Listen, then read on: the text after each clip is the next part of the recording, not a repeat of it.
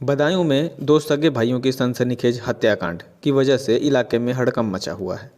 इसी बीच इस मामले पर सियासी जंग भी छिड़ गई है। आपको बता दें कि बदायूं में दो मासूम बच्चों की बेरहम हत्याओं से परिवार के लोग अभी भी सदमे में हैं। पुलिस इस वारदात में शामिल साजिद का इनकाउंटर कर चुकी है, जबकि दूसरे आरोपी जावेद की तलाश कर रही है। इस बीच आरोपियों के पिता को पुलिस अपनी हिरासत में लेकर पूछताछ कर रही है। इस मामले में अब तक ये साफ नहीं हो पाया है कि आखिरकार बच्चों का मर्डर किया क्यों गया। इस मामले में मृतक बच्चों के पिता विनोद ने थाने में एफआईआर दर्ज कराई है और पूरे घटनाक्रम को विस्तार से उल्लेख किया है।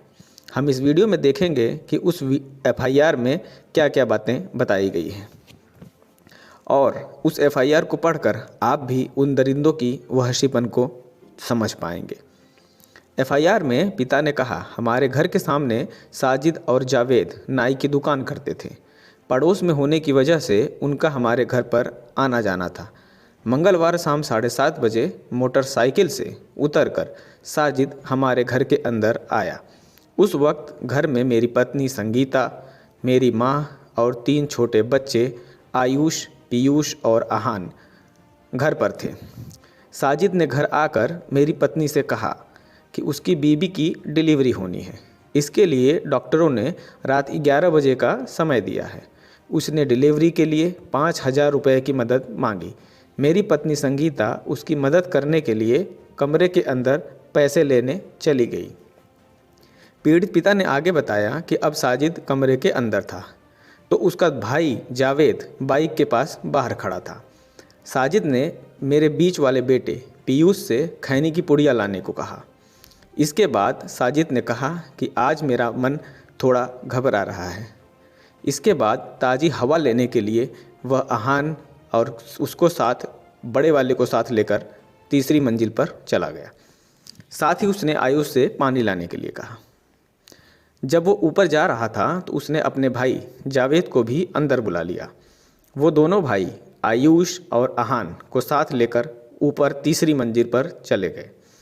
कुछ देर बाद जब मेरी पत्नी संगीता अंदर से पैसे लेकर बाहर आई तो साजिद और जावेद सीढ़ियों से नीचे उतर रहे थे।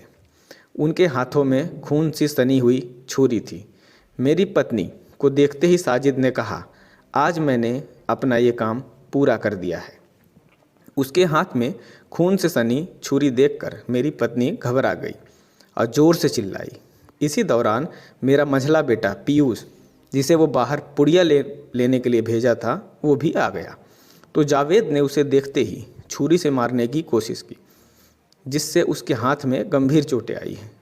परिवार की चीख पुकार सुनकर इसे देख पड़ोस के लोग वहाँ इकट्ठा हुए तो जावेद वहाँ से भाग गया, जबकि साजिद को लोगों ने पकड़ लिया। इसके बाद मेरी पत्नी ने ऊपर जाकर देखा तो दोनों बच्चे खून से लथपथ थे और उनकी मौत हो चुकी थी। पीड़ित पिता ने कहा, साजिद और जावेद से मेरी कोई दुश्मनी नहीं थी। मुझे पता नहीं उनने मेरे दोनों बच्चों का मर्डर क्यों किया। उन्होंने तालिबानी तरीके से मेरे बच्चों को क्यों मारा। मेरे बच्चे ने उनका क्या बिगाड़ा था।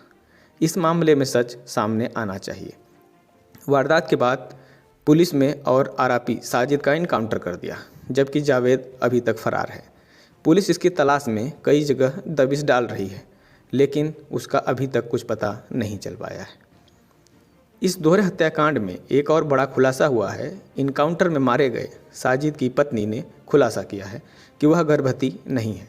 उसने ये भी कहा कि उसके पहले 2 बच्चे हुए थे, लेकिन वो खत्म हो गए। बीबी ने कहा, साजिद से उसकी कई दिन से बात नहीं हुई है। ऐसे में सवाल उठता है कि साजिद ने बीबी के डिलीवरी के नाम पर मृतक बच्चों की माँ से 5,000 रुपये क्यों मांगे। क्या दोनों भाई प्री प्लानिंग करके बच्चों की हत्या करने गए थे। मासूम बच्चों की हत्या के पीछे आखिर उनका मकसद क्या था। यह सवाल पीड़ित परिवार के साथ पुलिस के लिए भी पहेली बना हुआ है और इसका जवाब केवल जावेद के पास है, जो अभी भी फरार है। उनकी अरेस्टिंग के बाद ही इस हत्याकांड का पर्दाफाश होगा। जय हिंद, जय भारत।